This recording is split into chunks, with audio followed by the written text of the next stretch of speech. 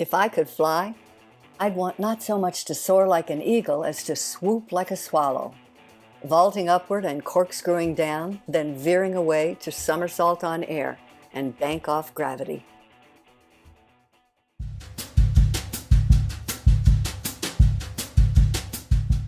The most acrobatic flyers among birds are swallows and hummingbirds.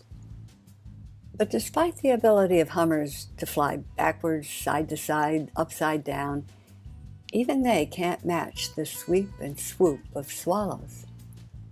On supersized wings, swallows swivel and whirl, twist and tumble through the air, snagging insects on the fly. No other birds can move in quite the same way. They even look acrobatic when they're sitting down. Those long wings sweep down to the tips of their tails and appear to have epaulets on top. It all gives them the aerodynamic look of an Aston Martin Valkyrie. The violet-green swallow, which nests in the western United States, resembles tree swallows, both in appearance and habits, and their ranges overlap. Both birds have white underparts. The tree swallow is iridescent dark blue on top, with the blue covering its eyes. The violet-green is, well, violet and green, though you need a good close look to see that, especially the violet part. Note that the white extends above its eyes. Another difference is that the white extends up the violet-green's rump. As for their habits, both swallows are cavity nesters. That can mean a hole in a tree or a man-made wooden box. One violet-green pair was observed helping mountain bluebirds feed their nestlings in a box, and when the young fledged, the violet-greens took over the box. They're pretty creative about finding nesting spots. They might choose an empty pipe. As long as it stays dry, it's perfect. But perhaps a safer spot would be the eaves of buildings.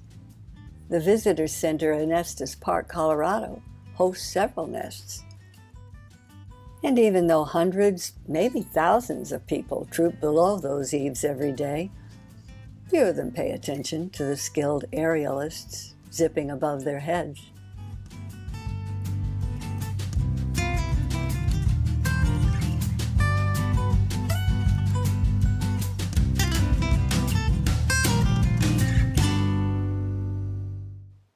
As I mentioned in the last film, the range of the violet-green and the tree swallow overlaps. Well, since the tree swallow is found everywhere on the North American continent, of course they do. But the violet-green is just a western bird. So now, let me show you the tree swallow.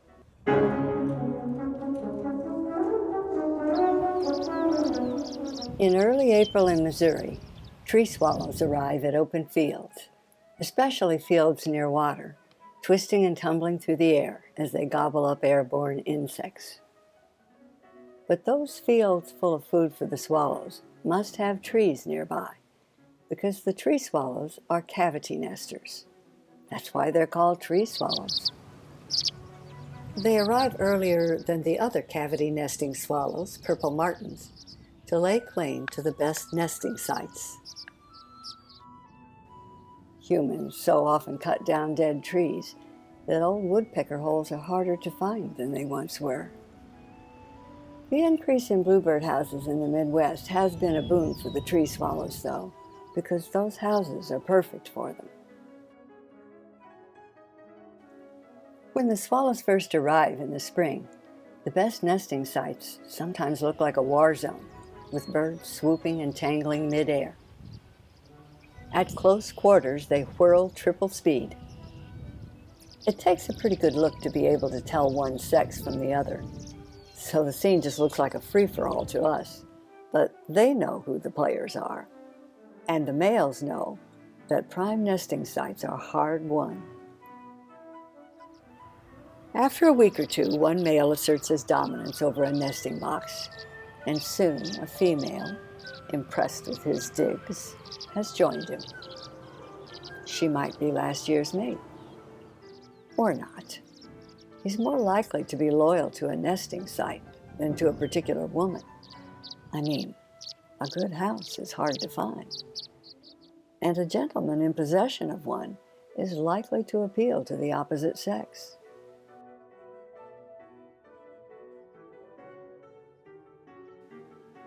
This particular female has a head as brilliant blue as her mates. Some females have brown on their heads.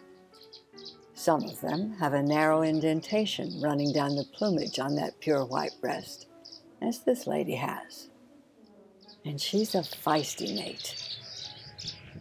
Now that he has a partner, he's really got the spot nailed down, because the two of them will do better at repelling nest box wanna-haves than a single bird could ever be.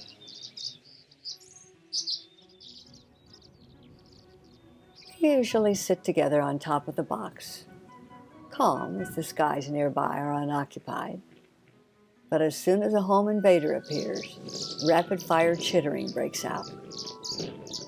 It's like fighter pilot radio chatter. Bandit on the perimeter, 3 o'clock. Knock him on his fanny. And this particular pair has a strategy for fending off trespassers. Whether it's typical of the species, I don't know, but their philosophy is that the box's hole is a fortress gate that must not be breached. The male is more often the one rushing to defend that spot. But the female does her share to intimidate birds who still don't have a home. She's more likely than he is to bounce into the air in a threat display to passing house hunters. And if an aerial dogfight is called for, she's the first into the fray, defending her home not with a fist, but with her entire body. She's eager for battle, and this pair prefers to save its big gun for protecting the entrance to the box. Because once an intruder gets in there, evicting him is dicey. If the female is outnumbered, the male, of course, will leave the hole and join the fracas.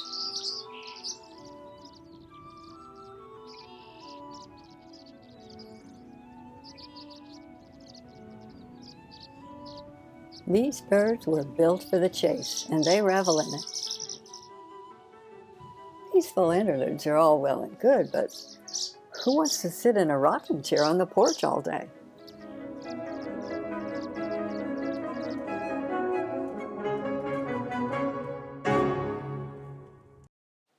Before the advent of Europeans, brown-headed cowbirds, birds of open areas, followed the bison. Their nomadic lifestyle required them to leave their eggs behind for other species to raise. But cowbird numbers expanded as Europeans cleared the land and introduced new grazing animals, so that now you can see their offspring in suburbs being fed by parents half their size. The tree swallows in this next movie don't take the threat of cowbird parasitism sitting down.